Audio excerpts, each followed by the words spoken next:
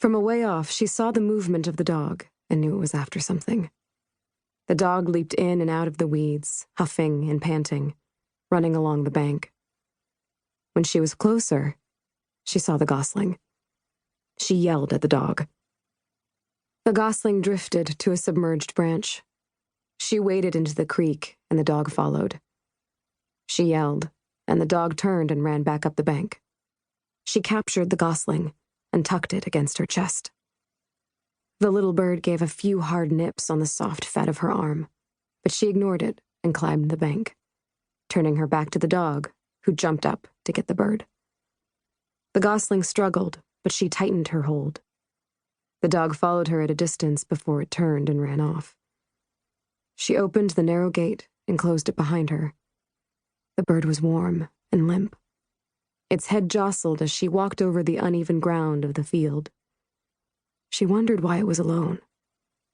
If the adult geese had been able, they would have fought off the dog, batting the air with strong wings, sticking out their narrow pink tongues and hissing and honking. She'd seen Canada geese at the creek before, and occasionally blue heron, with long legs, narrow head, and crest of feathers. With a free hand, she climbed where the fence was sturdiest, near a post, and swung her leg over. The wood sun warmed and splintery on her bare skin. The pasture was for horses, and the grass was short. She could see Zephyr's light shape under the lip of the barn's green tin roof. She cut through the middle of the field. The horse lifted his head and flicked his ears forward. He dipped his head to the ground and grazed, then lifted it again. He turned and traced a thin ribbon of dusty ground through the grass, his habitual path. His head bobbed as he walked. She usually had a carrot for him. When they met, he sniffed her hand, then his ears flicked forward. His big nostrils flared. The down on the head of the gosling moved in his hot breath.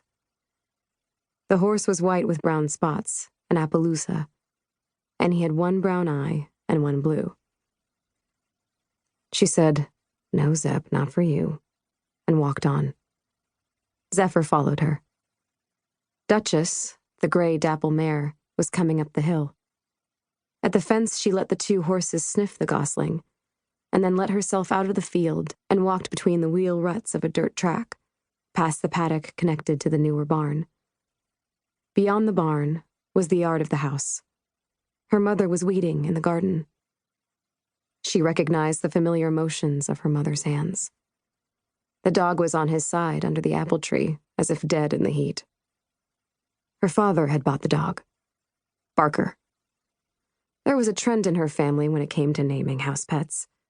Her parents' first dog was a black Labrador named Blackie, and there had been a cat with 4 white paws called Boots. A white rabbit had been Snow, and 3 chickens had been Cluck, Spots, and Mrs. Brown. Her own first pet was a guinea pig she called Piggy, and then Barker. The day her father brought him home, the puppy made a high-pitched yapping and didn't stop. She called him Barker, and that was his name. Her own family name was straightforward, French. She was Tegan French. Whenever she had to give her name, she preemptively offered French like the language, to avoid having to say, "Yes, like French fries." There was also French as yellow mustard, but nobody said, "like the mustard." Tegan asked her father where their name came from, but he didn't have an answer, except that he said he was pretty sure his ancestors had been English. Robert French came out of the garage, his white crewneck undershirt smeared with grease. He wore worn blue jeans and a tatty leather belt, his weekend project clothes.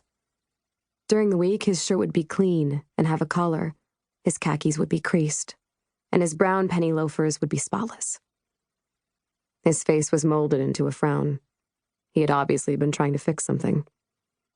He seemed to like to try to fix things, even though it always made him angry in the end, or at the beginning, depending on how complicated the thing was.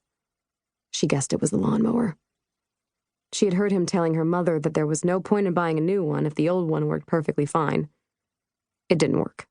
He meant that he was going to make it work.